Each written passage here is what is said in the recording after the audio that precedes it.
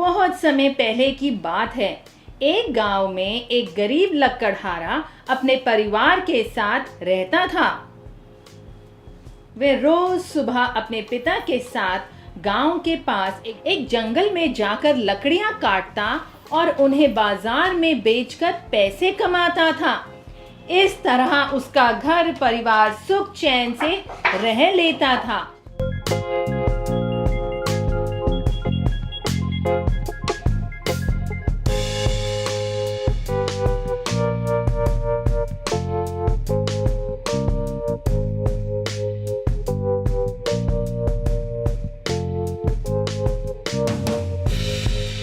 एक दिन वह जंगल में नदी के किनारे लगे एक पेड़ की लकड़ियां काट रहा था।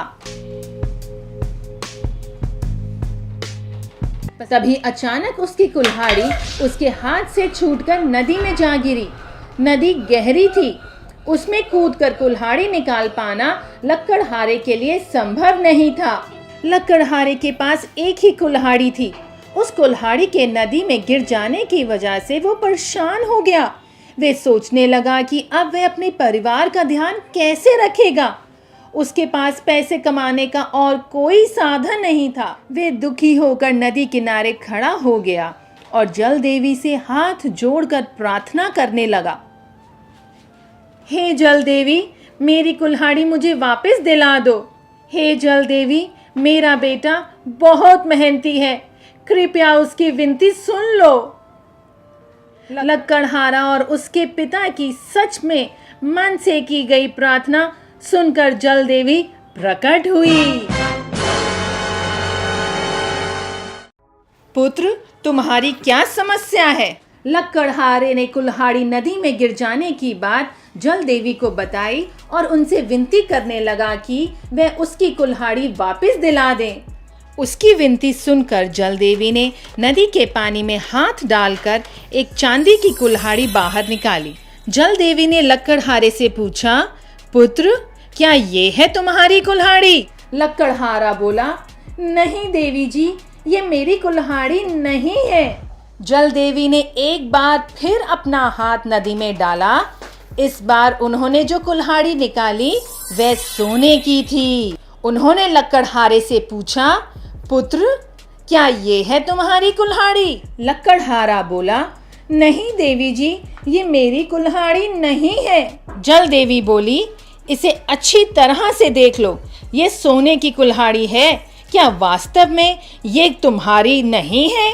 लकड़हारा बोला, नहीं देवी जी, सोने की कुल्हाड़ी से लकड़ियां नहीं कटती, ये मेरी किसी काम की नहीं है, मेरी कुल्हाड़ी तो लोहे की है। जल देवी मुस्कुराई और फिर से नदी में हाथ डाल दिया। इस बार जो कुल्हाड़ी उन्होंने निकाली वह लोहे की थी।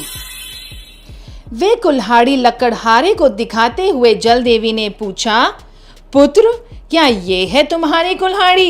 इस बार कुल्हाड़ी देखकर लकड़हारा प्रसन्न हो गया और बोला, देवी जी, यही है मेरी कुल्हाड़ी, आपका बहुत बहुत धन्यवाद।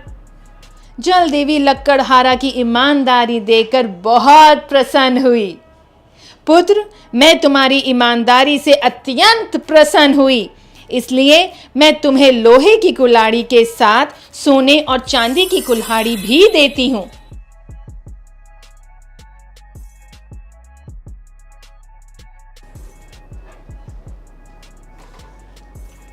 लकड़हारे की ईमानदारी की कहानी पूरे गांव में फैल गई। इस कहानी के बारे में एक बेईमान लकड़हारे को भी पता चला।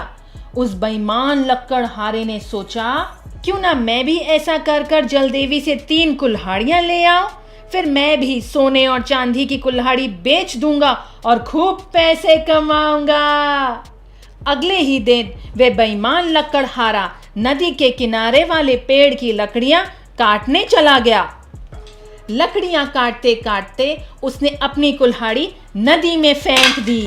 फिर वह रोने का नाटक करने लगा और जल देवी से प्रार्थना करने लगा, हे जल देवी, मेरी कुल्हाड़ी मुझे वापस दिला दो। लकड़हारा की प्रार्थना सुनकर जल देवी प्रकट हुई।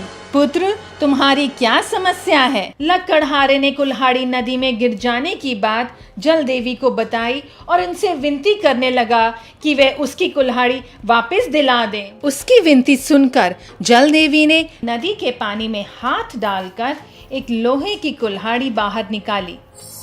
जल देवी ने लकड़हारे से पूछा, पुत्र, क्या ये है तुम्हारी कुल्हाड़ी? लकड़हारा बोला, नहीं देवी जी, ये मेरी कुल्हाड़ी नहीं है।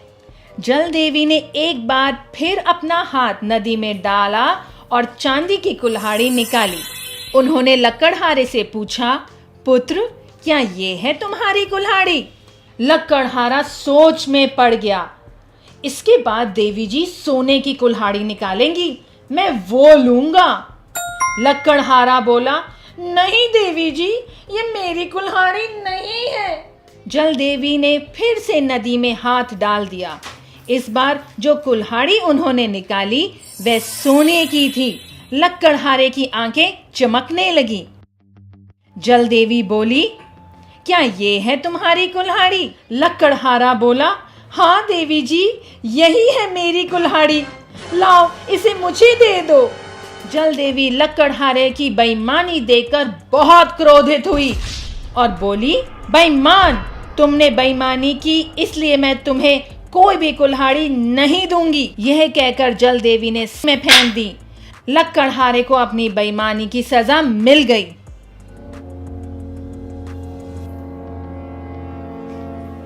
लकड़हारा वहीं अपना सर पकड़कर बैठ गया और सोचने लगा कि मेरी बेईमानी की वजह से मैंने अपनी कुल्हाड़ी भी अपने हाथों खो दी। मुझे ऐसा नहीं करना चाहिए था। इस कहानी से हमें यह शिक्षा मिलती है कि हमें सदा ईमानदारी का साथ देना चाहिए और कभी भी बेईमानी के बारे में सोचना भी नहीं चाहिए।